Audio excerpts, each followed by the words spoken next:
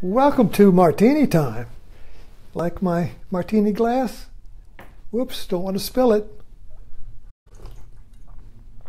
I'm going through all these martini glasses in search for the Holy Grail. I know one of them is the Holy Grail, so I'll keep going. But how will I know? Well, I'll know it's the Holy Grail when I discover the joy of equanimity, or when I discover the joy of the peace that passes understanding, which means being in a state where there is no conflict. Everything is okay. I'm okay. You're okay. The world is okay. We're all okay in that state. A truck could fall on you, and it would be okay. Or not a truck, a meteor. But you get the idea, the sense of being, and this is a spiritual term, equanimity. It means that everything is equal, in the sense that if you step on a turd or you step on a piece of paper, it's equal. Not that the turd doesn't stink, but that you treat it as just this. Of course, you don't, you know, there's a value here. The paper has more value than the turd, but it's all just this. So let's get into that. This is very complicated, so hang in there with me. Have a drink. So, what's in the news? I feel like Seth Meyers. Let's get to the news. Well, what's in the news is Al Franken, a comedian turned politician, and he's a very good one. And so there is a false equivalency immediately being created. And you know, we really have to sit back, and you can watch. If you were watching the internet and the news, you have to sit back a little bit with a wide angle and watch how the games are being played, because we're being played. And if we don't see the game, we're suckers. And what's the game? Well, the game in the modern media world, modern politics, is false equivalency. This is like phony equanimity. It's equanimity reversed. So everything is equal in false equivalency. Roy Moore aggressively pursues and molests teenagers. And Al Franken does it too, people think. Put them both. Go both of them out. Trump goes on Franken. Never mind Roy. False equivalency. There's a difference of value between dating and molesting teenagers and doing a prank photo with a colleague on a comedy tour, which is what Franken was accused of. It was a prank. And he said it was a stupid prank, yeah. And she accuses him of a wet, sloppy kiss. And he said, well, I didn't see it that way. But anyway, okay, he said, she said. I mean, nobody photographed the kiss. Right, but there's a photograph of him setting up a prank picture. Okay, so he's wrong. He should be shamed, whatever. Not excusing that, but then to declare it's the same level, you see, as Roy Moore or Trump or Weinstein, you see, that creates a false equivalency. Now, why is this happening? Well, there's several things going on that we need to look into, and no one brings this up. I bring it up because I read Ken Wilber, philosopher, poet. And he talks a lot about the modern age and the postmodern age. And the postmodern age is different from the modern age. Modern age began with the Enlightenment. Enlightenment to now. Now we're in the postmodern age. So what's the difference? Well, you have to go to quantum physics, which is the leading edge of science. And quantum physics came to the amazing conclusion, which the mystics and the Buddhists and the yogis have always known, but slow to come around, but they're coming around to it, and that is that when the scientist sets up an experiment to see what an electron is, the experiment creates what he perceives. So if he sets the experiment up one way, the electron will be a particle, which is a thing in space and time. There it is. If he sets the experiment up another way, the electron is a wave. So with one experiment, the electron is a noun. With the other experiment, it's a verb. Now, which one is it? It's both of that at the same time. Or not the same time, because it depends on your perception. But you can't say one is more right than the other. So they're equivalent, you see. So this sets up a really peculiar position with the modern mind, which we're experiencing in this postmodern age, is that every opinion is valuable, is the same value. Well, that's your opinion. Well, my opinion is this. So everything keeps being leveled, you see. So even false equivalency means, well, if you sinned and he sinned, they're all the same sin, you see, all level. It's all level playing field now. Whatever you perceive is true. If you see it, it's true. You see how this goes? If you perceive it, we think it's true. And this creates what we have in the modern media today. So if you repeat a lie often enough, people will perceive the truth in the lie. Why? Because everybody's saying it. Must be true. So we're getting into a place in the modern consciousness where we can't tell what truth is and what's valuable. If you have something that's valuable here, the opposite comes up and brings it down. So everything is pulled down to a horizontal flat line. And it's a good example with this false equivalency of sin. So if you say then that sexual aggression or harassment is a sin, are all sins equal? So if you have a prank photo, is that the same as masturbating in front of somebody in your office where they can't get out?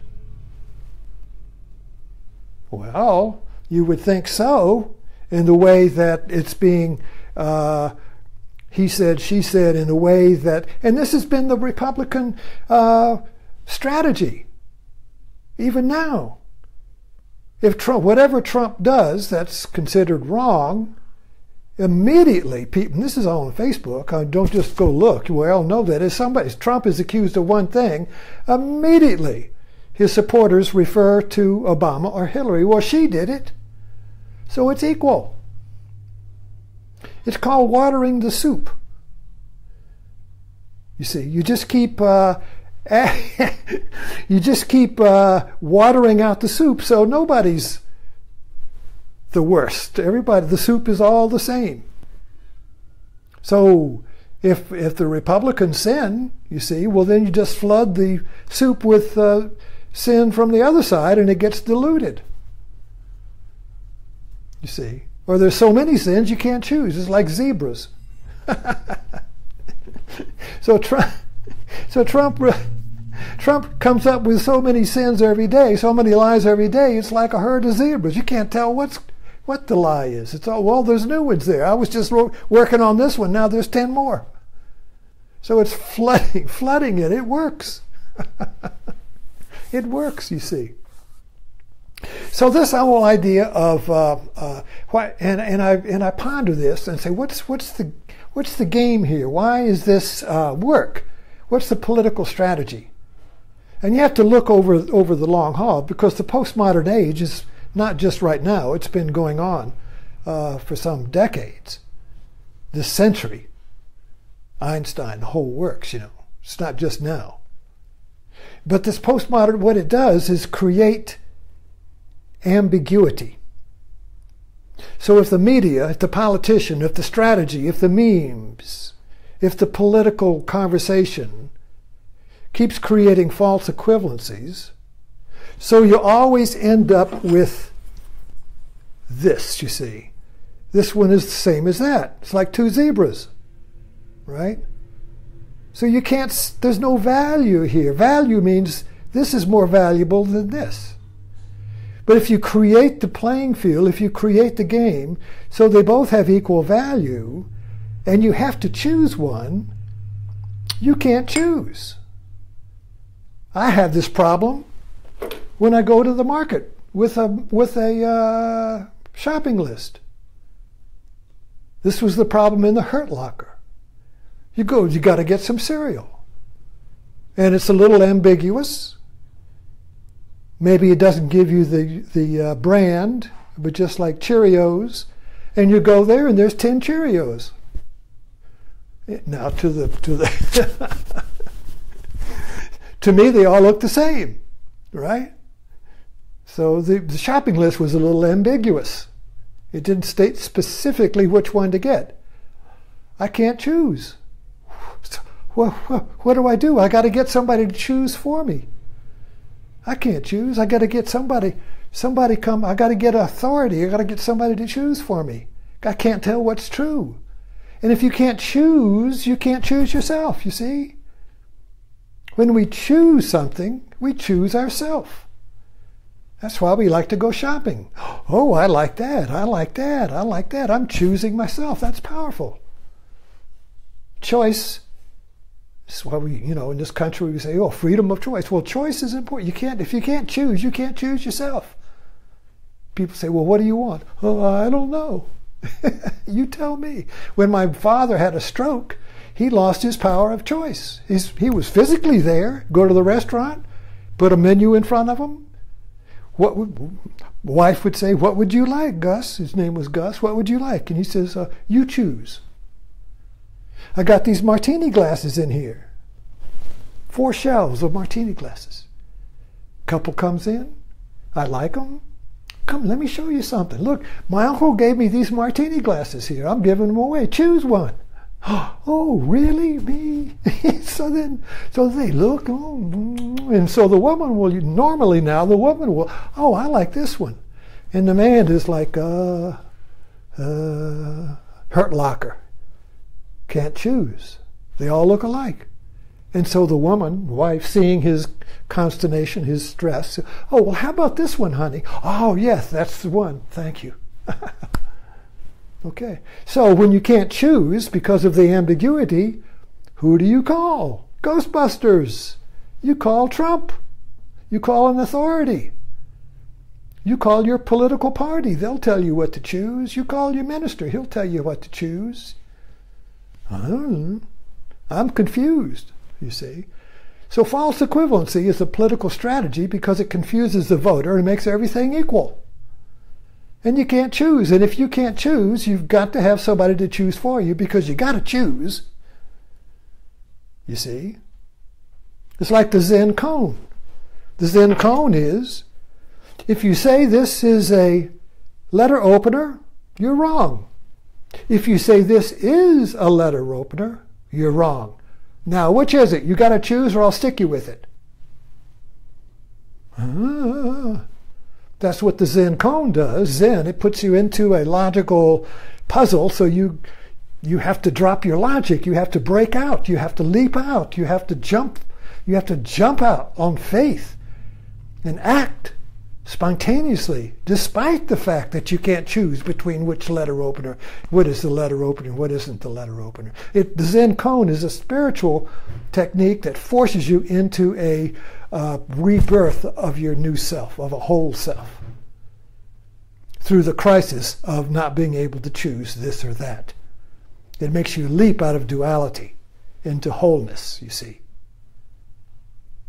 So in a way, the double binding of our political process now and of our media, a double bind is when you can't choose because it's lose-lose. A double bind, it's called a straitjacket or a double bind, is a situation where no matter what you choose, you're wrong. That's what the Zen cone does. If you choose, say it's a letter opener, you're wrong. If you say it is, you're wrong. That's a double bind. You can't choose because you lose-lose. You see.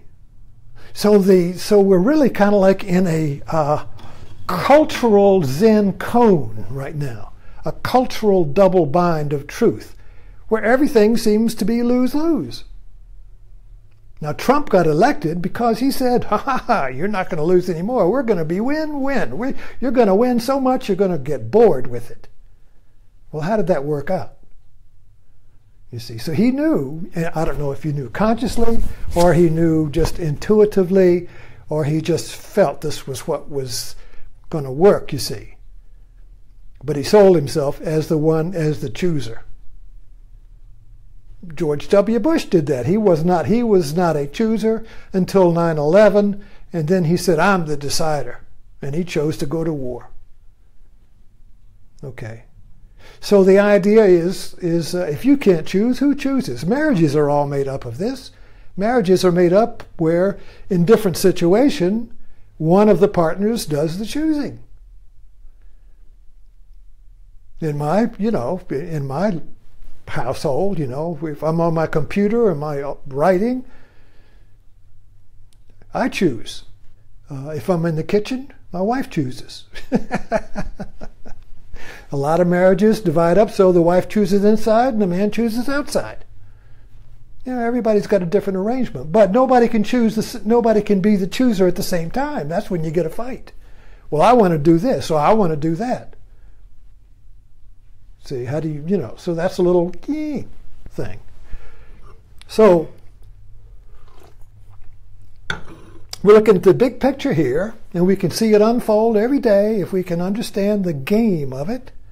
And we can see the game in our own life. This is what I do in my practice, in my spiritual practice, in my sadhana, in my dharma practice, whatever you want to call it, is that I see things happening in the external world as the same as a reflection to my inside world, to my everyday mind.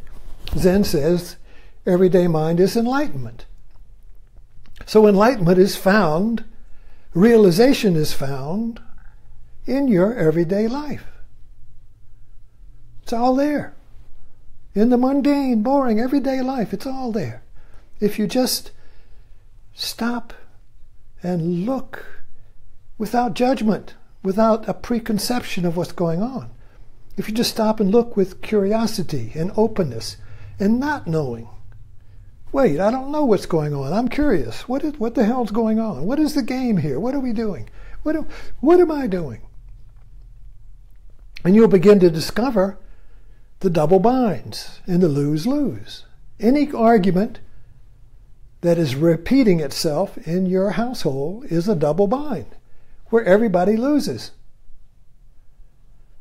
Because it gets kicked down the road. It's incomplete. It's unresolved. So there may be a temporary resolution, but it's not totally resolved, so it's going to get kicked down the road and it'll pop up tomorrow, next week. And you'll get that sense, wait a minute, we keep doing this over and over again. Groundhog Day. Watch that movie, Groundhog Day. That means that you're caught in a karmic tape loop, a double bind, where you keep doing the same thing over and over to get out, but you don't, you see. So we can see this in our culture, the double bind, the Groundhog Day, the repetitive recycling of life in the same game, different people, same formula, like a recipe. And because we don't see it, we keep playing it. We keep sucked into it. We keep fighting on one side or the other, creating little whirlpools of civil wars. On Facebook, whirlpools of civil wars. Me against you, my opinion against your opinion. Around and around and around we go. Everybody's trying to be the one opinion, the absolute opinion that has no second. Can't do it. Can't do it, you see. Anyway, so I've had a good time today following the thread of Al Franken and false equivalency and what else? Do I have enough time? No, about time to... My bell will be ringing. So thanks for dropping in, and I'll see you tomorrow at Martini time.